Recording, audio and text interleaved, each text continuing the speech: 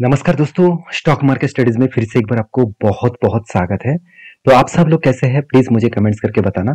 तो आज मैं फिर से आपके सामने एक एक्चुअली एक नहीं तीन कंपनी के बारे में डिस्कशन करूंगा। तीनों ही एक ही ग्रुप के कंपनी है और अपकमिंग कुछ ईयर्स में इस तीनों कंपनीज के हाई पोटेंशियल है ग्रोथ होने का। अभी मैं ये सारी चीज क्यों बता रहा हूँ, चलो मैं आपको प्रूफ के साथ दिखाऊंगा, क्योंकि ये मेरे बात नहीं है, एक गवर्नमेंट की बात है और इंडिया का ग्रोथ के बात है।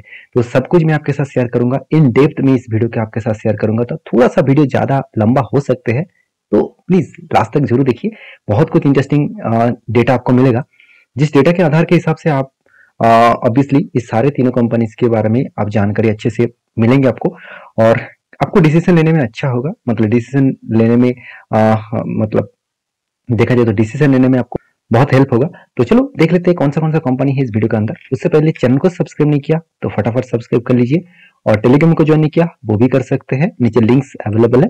तो चलो देख लेते हैं कौन सा कंपनी है। सबसे पहले मैं बात करूं तो कंपनी का सेक्टर क्या है। देखिए सेक्टर का नाम है ग्रीन एनर्जी। तो ग्रीन एनर्जी देखिए सोलर प्रोजेक्ट, हाइड्रो प्रोजेक्ट, साथ ही साथ देखा है तो विंड प्रोजेक्ट, तो ये सारे प्रोजेक्ट को एक साथ जोड़ा जाए, तो इस सारे प्रोजेक्ट को एक साथ जोड़ा जाए तो इसको ग्रीन एनर्जी प्रोजेक्ट बोला जाता है। और जब G20 समिट हुआ, तो जब G20 समिट हुआ वहां पे भी सबसे ज्यादा फोकस रखा गया कि ग्रीन प्रोजेक्ट के ऊपर, सबसे ज्यादा बातचीत किए गए ग्रीन प्रोजेक्ट के ऊपर, जो ग्रीन प्रोजेक्ट फ्यूचर में एक बड़ा धमाका करने के लिए तैयार हो रहा है। और गवर्नमेंट खुद बता रहा है कि ग्रीन एनर्जी के ऊपर सिर्फ इंडिया का नहीं, ऑल ओवर वर्ल्ड के कंट्रीज के ऊपर काम करना पड़ेगा, क्योंकि जिस तरीके से इस धरती का ग्लोबल वार्मिंग बढ़ रहा है, तो उसको कम करने के लिए मतलब जो कार्बन इमिशन होते हैं उसको कम करना पड़ेगा। तो उसी से जुड़े हुए तीन कंपनीज के बारे में डिस्कशन करूंगा। तीनों कंपनी एक बहुत बड़ा चैलेंज ले चुके हैं खुद को ग्रोथ कराने के लिए। तो उससे पहले कुछ इंपॉर्टेंट पॉइंट मैं आपके साथ शेयर करूंगा। तो सबसे पहले देखिए ग्रीन एनर्जी में कौन सा कंट्री सबसे ज्यादा काम कर रहा है। तो आप देखेंगे तो Germany, United state, China, Sweden, Denmark, India, France, साथ ही साथ यूनाइटेड किंगडम जिसको आप यूके नाम से जानते हैं, और साथ ही साथ जापान हो गया, ब्राजील हो गया, आयरलैंड हो गया, सॉरी आइसलैंड हो गया, नॉर्वे हो गया, कोस्टारिका हो गया, Finland, South Korea, Kenya, Canada, Netherland, Iceland, Brazil, Australia, Switzerland, Morocco. तो आपको इतने सारे, चिली जैसे कंट्रीज, न्यूजीलैंड, मैक्सिको, इस तरीके से बहुत सारे कंट्रीज दिखेगा जहां पे आपको ग्रीन एनर्जी का प्रोजेक्ट दिखेगा। आप ग्रीन एनर्जी का साइज भी देख सकते हैं, हर कंट्रीज के ऊपर क्लिक करके आप देख सकते हैं। तो ग्रीन एनर्जी के ऊपर इतना जोर क्यों दिया जा रहा है, सबसे पहले ये बात, इस मुद्दे को आपको समझना पड़ेगा। देखिए ग्रीन एनर्जी के ऊपर इसलिए जोर दिया जा रहा है क्योंकि ग्लोबली वार्मिंग जिस तरीके से बढ़ रहा है उसको कंट्रोल करने के लिए ग्रीन एनर्जी को यूज करना ही पड़ेगा, क्योंकि जितने ज्यादा कार्बन इमिशन होगा उतना ही ज्यादा पॉल्यूशन होगा, और पॉल्यूशन के साथ साथ ग्लोबल वार्मिंग भी बढ़ेगा। तो जो मतलब इस चीज को कंट्रोल करने के लिए इस बार जो G20 समिट हुआ था, यहाँ पे यही बात कहा गया है। देखिए एक बात यहाँ पे कहा गया है कि one earth, one family, one future. इसका मतलब है पूरा धरती एक है और उसके साथ हर कोई कंट्रीज एक फैमिली है, और इस हम लोग को एक साथ फ्यूचर सोचना चाहिए। तो ये एक अच्छा खासा मोटिव था। देखिए मैं यहाँ पे कोई ये बात नहीं करने आया हुआ हूँ कि G20 में क्या बताया गया, क्या होने वाला है, ये नहीं कहूंगा। मैं सिर्फ यही कहूंगा कि G20 में ग्रीन एनर्जी के ऊपर बहुत ज्यादा फोकस रखा गया है। अभी जो डेटा मैं आपके साथ शेयर करूंगा, ध्यान से उस चीज को देखना। देखिए इंडिया एक टारगेट लेकर चल रहा है, और वो टारगेट आप देख सकते हैं, plan to install 500 gigawatt of renewable energy capacity by 2030 to cost $2.44 trillion, sorry trillion rupees. तो यहाँ पे इंडियन के बारे में बात किया जा रहा है, तो इंडिया में 2.44 ट्रिलियन रुपीज का टोटल इन्वेस्टमेंट होने वाला है, जिसका टोटल कैपेसिटी होगा 500 गीगावाट। तो सोचिए पावर कंजप्शन बढ़ेंगे, तो उस हिसाब से ग्रीन एनर्जी के ऊपर भी बहुत ज्यादा फोकस रखा गया है। उसके साथ साथ वर्ल्ड में जो कैपेसिटी बढ़ने वाले हैं, और वो भी 2030 के अंदर अंदर जो कैपेसिटी लेकर चल रहे ऑल ओवर वर्ल्ड में, तो 11 TW, यहाँ पे TW का मतलब क्या है, चलो गूगल में सर्च करके आपको दिखा देता हूँ। देख सकते हैं टेरावाट। तो टेरावाट, और वो भी कितना, आप देखेंगे टोटल 2030 का जो टारगेट है 11 टेरावाट का टोटल टारगेट है ग्लोबली मार्केट में। तो सोचिए कितना बड़ा इस ग्रीन एनर्जी प्रोजेक्ट के ऊपर काम होगा। तो उस प्रोजेक्ट के बेसिस में आगे चल के सारे कंपनीज का ग्रोथ होने वाला है, जो कंपनी ग्रीन एनर्जी के ऊपर काम कर रहे हैं। तो उसी से जुड़े हुए मैं यहाँ पे 3 कंपनी के बारे में डिस्कशन करूंगा जो इंडिया में बेस्ट तरीके से काम कर रहा है, और मेरे हिसाब से इस तीनों कंपनी का ग्रोथ और पोटेंशियल बहुत हाई है। चलो एक एक करके मैं आपके साथ शेयर करता हूँ। फर्स्ट जो कंपनी है मेरे हिसाब से केपीआई ग्रीन एनर्जी है। तो केपीआई ग्रीन एनर्जी बहुत छोटा सा कंपनी है, 3000 करोड़ के आसपास इसका मार्केट कैप है। और इस कंपनी के ऊपर एक बहुत बड़ा बात में अगर आपको कहूँ कि कंपनी बहुत बड़ा टारगेट लेकर चल है, वो टारगेट क्या है मैं आपको बता दूं। अब देखेंगे KPI green energy sources 9.70 megawatt solar power project order भी मिल चुके हैं। इसका मतलब कंपनी ग्रीन एनर्जी के ऊपर काम तो कर ही रहा है, उसके साथ साथ अलग अलग कैटेगरीज के प्रोजेक्ट भी कंपनी को मिलते जा रहा है। अगर यही चीज मैं आपके साथ शेयर करूं, कंपनी गुजरात में सबसे बड़ा प्लांट यहाँ पे बना चुके हैं, 15 साल की पुराना ट्रस्टेड कंपनी है। और आप देख सकते हैं यहाँ पे मैं आपको फोटो भी दिखा दूंगा तो भी आपको पता चलेगा। देखिए Gujarat largest private solar park बना चुके हैं इस कंपनी ने। तो लार्जेस्ट सोलर पार्क, तो सोचिए इतना बड़ा सोलर पार्क बना चुके कंपनी जिसके कैपेसिटी कितना हाई है, और भी हाई कैपेसिटी वो बढ़ाने वाले हैं। तो टोटल 1000 मेगावाट का टारगेट रखे हैं 2025 तक। और कंपनी अभी करंट जो सिचुएशन है उस हिसाब से 850 megawatt power obviously capacity generate कर चुके हैं।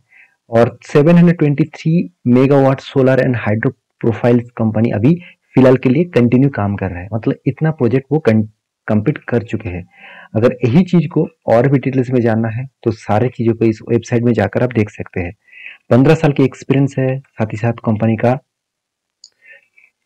3412 करोड़ मार्केट कैप है इसका, और 25 ईयर्स का टोटल इस कंपनी का एक एनुअली इन जो रिपोर्ट्स है 25 ईयर्स पुराना एक्सपीरियंस भी है। तो इस फील्ड में 15 ईयर्स के एक्सपीरियंस है, मतलब ग्रीन एनर्जी फील्ड में 15 साल की एक्सपीरियंस है। और कंपनी की ये जो बाकी डिटेल्स है वो मैं आपको अभी दिखा देता हूँ। देखिए कंपनी कहाँ पे काम कर रहा है। देखिए डिस्ट्रिक्ट भावनगर, उसके साथ गुजरात स्टेट में 2 अलग अलग जगह पे कंपनी का सबसे ज्यादा सोलर पार्क, आपको सबसे ज्यादा सोलर प्रोजेक्ट आपको देखने को मिलेगा। और कंपनी के जो कस्टमर बेस है वो भी देख सकते हैं। रिसेंट जो कंपनी काम कर रहा है वो भी आप देख सकते हैं, अलग अलग जगह पे अलग अलग कैटेगरीज के हिसाब से कंपनी काम कर रहा है। ये सारी चीज दिखाने का मेन मकसद है कि कंपनी के बिजनेस मॉडल्स को आपको समझना पड़ेगा। अगर वो समझ लिया तो सब कुछ आसान है। तो कंपनी का जो काम है वो टोटली ग्रीन एनर्जी के ऊपर है। अभी कंपनी की परफॉर्मेंस के बारे में बात करूं तो देखिए 3000 करोड़ का मार्केट कैप है, आरओसी आरओई बेस्ड है, इनकम ठीक ठाक है, प्रोमोटर के पास होल्डिंग्स भी ठीक है। डेप्थ थोड़ा सा ज्यादा है, यहाँ पे मुझे डेप्थ थोड़ा सा नहीं बहुत ज्यादा लगा, क्योंकि कंपनी जो जिस तरीके से डेप्थ को यहाँ पे हाईलाइट्स किया है मेरे हिसाब से बहुत ज्यादा डेप्थ है। अभी देखना है डेप्थ किस बेसिस में लिया गया, शॉर्ट टर्म के लिए कि लॉन्ग टर्म के लिए कि लीज के लिए, वो मैं आपको दिखा देता हूँ। देखिए बैलेंस शीट में जाकर बोरिंग्स को चेक करेंगे तो देखिए कंपनी लॉन्ग टर्म के लिए बोरिंग्स लिया, वो भी कितना 400 करोड़ के आसपास। कंपनी का रिजर्व जो है उससे 3 गुना ज्यादा कंपनी का कर्जा है, इस बात को आपको याद रखना है। दूसरी बात, कंपनी का फिक्स एसेट लगातार बढ़ते गए, पिछले सालों की तुलना से इस बार फिक्स एसेट डबल के आसपास हो चुके हैं। और कंपनी की जो प्रॉफिट एंड लॉस है उसके बारे में मैं डिस्कशन करूं तो ध्यान दीजिएगा, कंपनी का जो रेवेन्यू है ईयर ऑफ ईयर बेसिस में कितना शानदार रेवेन्यू ग्रोथ हुआ। 2019 में से 34 करोड़ के आसपास रेवेन्यू था, वो आज बढ़ते बढ़ते 647 करोड़ के आसपास हो चुके हैं। तो कितना शानदार एक मैसिव मोमेंटम देखने को मिला, आप देख सकते हैं। और प्रॉफिट के बारे में बात करें तो कंपनी का नेट प्रॉफिट जो है वो 9 करोड़ से बढ़ के हो चुके 110 करोड़। और नेटवर्क के बारे में बात करूं तो यहाँ पे भी देखिए अच्छा खासा ग्रोथ हुआ, 100 करोड़ से बढ़ के हो चुके हैं 250 करोड़ के आसपास। तो हर दिशा में कंपनी का एक पॉजिटिविटी देखने को मिला है। रही बात एज ए इन्वेस्टर की, तो प्रोमोटर से लेकर एफआईएस डीएस पब्लिक हर किसी के पास इन्वेस्टमेंट है। हाँ, डीएस के पास उतना ज्यादा होल्डिंग्स नहीं है, ज्यादा से ज्यादा होल्डिंग्स प्रोमोटर और पब्लिक के पास है। तो इस कंपनी के चार्ट पैटर्न्स के बारे में बात करूं, देखिएगा कंपनी कोविड के बाद एक शानदार तरीके से खुद को रिप्रेजेंट किया। कोविड के टाइम में इस कंपनी का प्राइस था ओनली, आप देखेंगे तो कंपनी का प्राइस था सिर्फ 60 रुपीज के आसपास, और आज कितना है 1000 के आसपास है। तो कंपनी देखा जाए तो कोविड के टाइम से लेकर लाइफ टाइम हाई तक कंपनी करीबन 1300% के आसपास रिटर्न दिया। तो आप कहेंगे सर बहुत रिटर्न तो मिल चुके हैं, क्या और भी मिल सकते हैं? बिल्कुल मिल सकते हैं। कंपनी में हाई स्टेबिलिटी स्ट्रेंथ भी है, कंपनी का बिजनेस मॉडल भी स्ट्रांग है। और मैं एक पैटर्न के हिसाब से बात करूं तो कंपनी कुछ इस तरीके से एक पैटर्न क्रिएट करा है जिसको बोला जाता है cup sorry flag with pull pattern. तो फ्लैग विथ पुल पैटर्न जिस तरीके से पैटर्न स्केड है, अगर इस लेवल को ब्रेकआउट करे तो एक बड़ा सा मोमेंटम आपको देखने को मिल सकता है। अगर एज ए लॉन्ग टर्म के लिए इस कंपनी के ऊपर सोच रहे हैं तो इस तरीके से पैटर्न देखकर कुछ फायदा नहीं, आपको हमेशा कंपनी की परफॉर्मेंस के ऊपर डिपेंड करके काम करना चाहिए। तो कंपनी का परफॉर्मेंस तो ठीक है, बाकी आप समझदार है, समझदारी से काम लीजिएगा। नेक्स्ट जो कंपनी है जिसके बारे में बात करूं उसका नाम है टाटा पावर। देखिए टाटा पावर टाटा ग्रुप की एक ट्रस्टेड कंपनी है और इसके बारे में मैं हमेशा आपके साथ डिस्कशन किया हूं कि टाटा पावर का बहुत बड़ा टारगेट है। 2025 तक कंपनी टारगेट लेकर चल रहा है कि कंपनी 1 लाख से भी ज्यादा चार्जिंग स्टेशन जो प्लान कर चुके हैं चार्जिंग स्टेशन वो बनाएंगे, और वो भी 1 लाख से भी ज्यादा।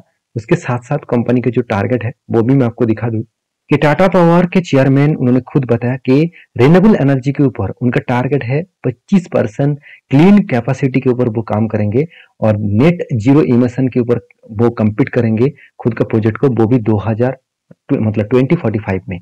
तो मतलब 2045 इस साल खत्म होने से पहले वो जो नेट जीरो इमिशन है उसको जीरो करने वाले हैं। साथ ही साथ 50% क्लीन एनर्जी के ऊपर वो काम करेंगे। मतलब कैपेसिटी जो है वो जो टारगेट है वो बहुत बड़ा टारगेट लेकर चल रहा है। मेरे हिसाब से बेस्ट टारगेट लेकर टाटा पावर चल रहा है। और आप सभी जानते हैं टाटा ग्रुप एक ऐसे ट्रस्टेड ग्रुप है जो जैसे कमेंट्समेंट करते हैं ज्यादातर कमेंट्समेंट को वो फुलफिल कर लेते हैं। तो रही बात कंपनीज के वेबसाइट में आप विजिट करेंगे तो आपको बहुत सारे डेटा देखने को मिलेगा जहाँ पे रिन्यूएबल एनर्जी के साथ साथ कंपनी का अलग अलग प्रोजेक्ट भी दिखेगा। तो कंपनी चार्जिंग स्टेशन से लेकर इलेक्ट्रिसिटी के ऊपर ज्यादा से ज्यादा कंपनी काम करते हैं। तो मेरे कहने का मतलब है कंपनी का जो टारगेट है आप देखेंगे कंपनी ऑलमोस्ट 14,339 मेगावाट का टोटल कैपेसिटी इंस्टॉल कर चुके हैं। 12.5 मिलियन कस्टमर बेस है इसका। 7,800 मेगावाट का रिन्यूएबल एनर्जी के ऊपर काम कर रहा है। 5,100 से भी ज्यादा कंपनी मैन्युफैक्चरिंग कैपेसिटी को सोलर जो सेल्स है और जो मॉड्यूल्स है उसके ऊपर भी काम कर रहा है। साथ ही साथ देखेंगे तो लार्ज जो यूटिलिटी स्केल है और वो भी ऑर्डर बुक देखिए 4,000 मेगावाट का ऑर्डर बुक भी मिल चुके हैं। और कंपनी का पब्लिक जो ईवी चार्जिंग पॉइंट है वो 4,370 से भी ज्यादा वो मतलब प्लान करेंगे। इस तरीके से टारगेट लेकर चल रहा है। तो कंपनी की बहुत बड़ा टारगेट है जिस टारगेट को मेरे हिसाब से टाटा पावर वो कंप्लीट जरूर कर पाएंगे। इसका उसका जो विजन है वो क्लियर करने के लिए उसको काम तो जरूर करना पड़ेगा। बाकी अभी देखा जाएगा कंपनी किस तरीके से परफॉर्मेंस करे। तो ओवरऑल कंपनी का जो फाइनेंशियल रिपोर्ट है उसमें कंपनी का मार्केट कैप 48,000 करोड़ है। पी रेशियो तो ठीक है, आरओसी आरओई एक एवरेज लेवल के आसपास है। इनकम चलो ठीक ठाक है, कंपनी का डेप्थ थोड़ा सा ज्यादा लगा। अभी प्रोमोटर के पास होल्डिंग्स भी चलो ठीक ठाक है, कंपनी का डेप्थ भी डेटोस डे भी 46 है। और कंपनी का जो नेट प्रॉफिट है उसके बारे में बात करूं तो टाटा पावर के जो फाइनेंशियल जो रेवेन्यूज है उसके बारे में बात करूं, देखिए कंटिन्यूसली उसका रेवेन्यू हाई लेवल में ग्रोथ हुआ। रेवेन्यू जिस तरीके से ग्रोथ हुआ उसी तरीके से प्रॉफिट का ग्रोथ नहीं हुआ। 2000 सालों में 2021 में प्रॉफिट डाउन हुआ था। उसके बाद देखिए 2022 और 23 में फिर से वो रिकवरी कर दिया और उसके बाद नेटवर्क जो है वो नेटवर्क लगातार बढ़ते चले जा रहे हैं। तो कंपनीज के जो ओवरऑल जो परफॉर्मेंस है उसके हिसाब से एक पॉइंट आपको हमेशा देखना है वो है बैलेंस शीट। देखिए बैलेंस शीट के बारे में बात करूँ तो जो इसका रिजर्व है वो लगातार बढ़ते तो चले गए मगर कंपनी के उसके साथ साथ बोरिंग्स भी बढ़ा। अभी बोरिंग्स किस बेसिस में बढ़ा, देखिए कंपनी को बहुत ज्यादा प्रोजेक्ट मिला। उस प्रोजेक्ट को कंप्लीट करने के लिए कंपनी के हाथ में पैसा भी तो होना चाहिए ना। तो इसलिए कंपनी क्या किया, लॉन्ग टर्म के लिए कर्जा अच्छा खासा उठा लिया करीबन 30,000 करोड़ के आसपास। और कंपनी को बोरिंग्स भी मिला, मतलब बोरिंग्स भी है। कंपनी का फिक्स एसेट भी बढ़ता चला गया। कंपनी ने इस बार 5,300 करोड़ के आसपास प्रोजेक्ट के ऊपर पैसा लगा कर रखे हैं। ये भी एक कंपनी के लिए बेस्ट पॉइंट है। तो सारे पॉइंट्स कंपनी के फ्लेवर में है। और हाँ कर्जा तो है ज्यादा, मैं ये बात को डिनाई नहीं करूंगा, फिर भी कैश जो कन्वर्जन साइकिल्स है इसके बारे में बात करो तो 46 डेज लग रहा है कंपनी के हाथ में पैसा आने तक। बिजनेस जो कर रहे हैं उसमें कंपनी के हाथ में 46 डेज में पैसा आ रहा है। एज ए इन्वेस्टर के बारे में बात करूं तो प्रोमोटर एफआईएस हर किसी के पास इस कंपनी का हिस्सेदारी आपको दिखेगा। तो फाइनली कंपनी का जो चार्ट पैटर्न है उसके बारे में डिस्कशन करूं तो आप देखेंगे तो यहाँ पे टाटा पावर लिख रहा हो तो और भी आपको अच्छी तरीके से मिल जाएगा। हाँ चलो ठीक है। तो टाटा पावर का जो चार्ट पैटर्न है आप देखेंगे तो शानदार तरीके से एक पैटर्न क्रिएट हुआ है। एक cough with handle pattern create हुआ जो एक स्विंग ट्रेडिंग के हिसाब से मैं यहाँ पे ट्रेड ले चुका हूँ और मेरा टारगेट रहेगा 310 रुपीज के आसपास।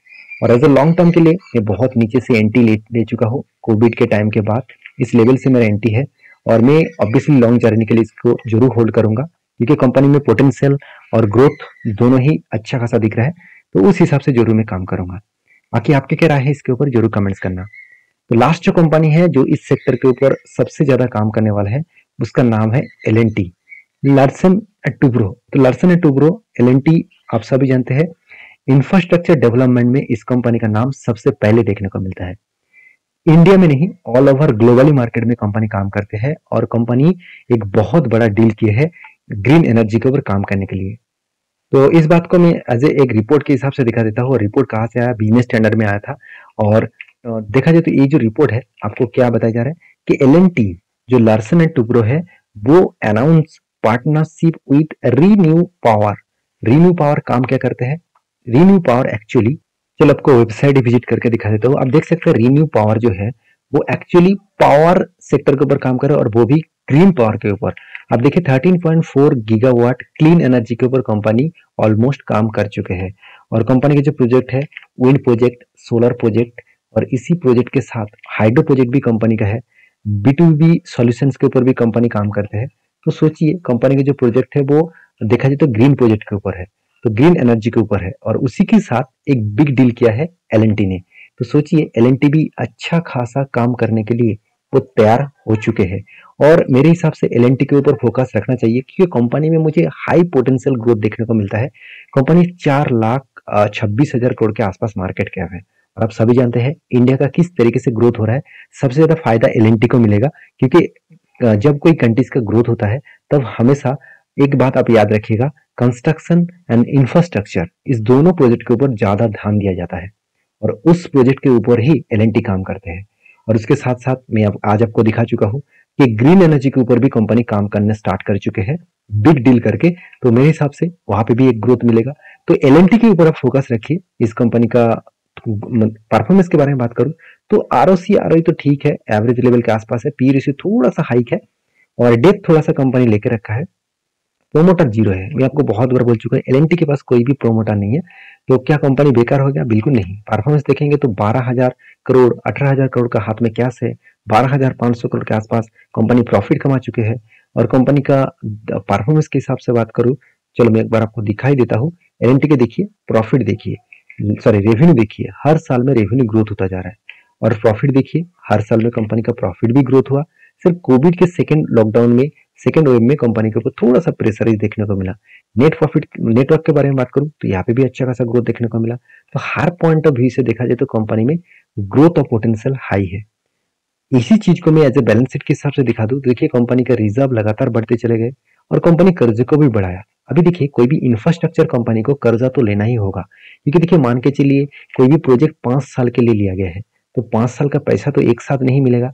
तो वो प्रोजेक्ट धीरे धीरे करके कंप्लीट करेंगे और उसके लिए रॉ मटेरियल्स, उसका लेबर्स, उसका मतलब जितनी सारी चीज लगते हैं प्रोजेक्ट को कंप्लीट करने के लिए, वो सारे चीज कंपनी को खुद का इन्वेस्टमेंट करना होगा।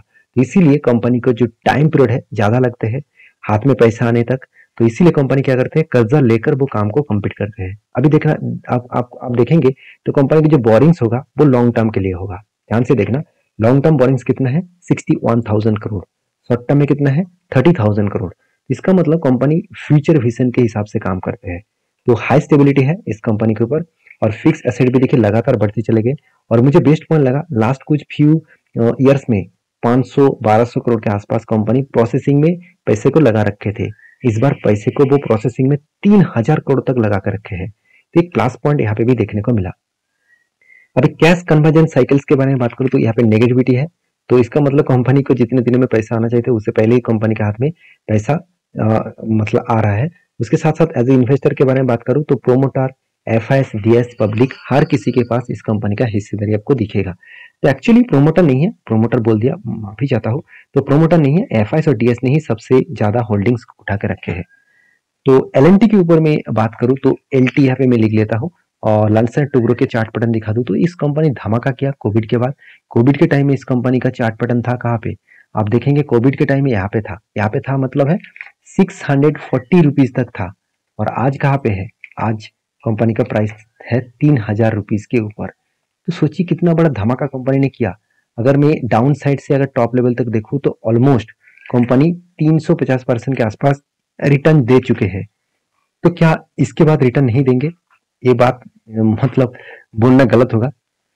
कंपनी के ऊपर फोकस रखिए, और जो तीनों कंपनी के बारे में मैंने आपके साथ डिस्कशन किया हो, तीनों कंपनी मेरे पोर्टफोलियो में है, तीनों कंपनी बेस्ट है। बाकी आप समझदार है, समझदारी से आप डिसीजन लेना। मेरा काम था आपको सारा इन्फॉर्मेशन दिखाना, आपका काम है उसके ऊपर रिसर्च करके काम करना।